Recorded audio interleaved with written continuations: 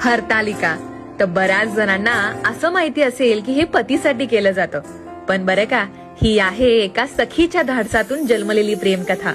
तर हरण म्हणजे नेणं आणि आलिका म्हणजे सखी, म्हणूनच या व्रताचं नाव पडलं हरतालिका.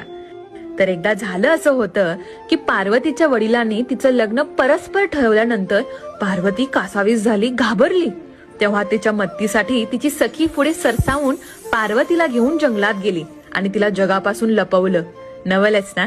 मग पार्वतीने तिथे शिवलिंग घडवलं आणि अन्न पाणी न घेता फक्त अखंड श्रद्धा घेऊन कठोर उपवास सुरू केला.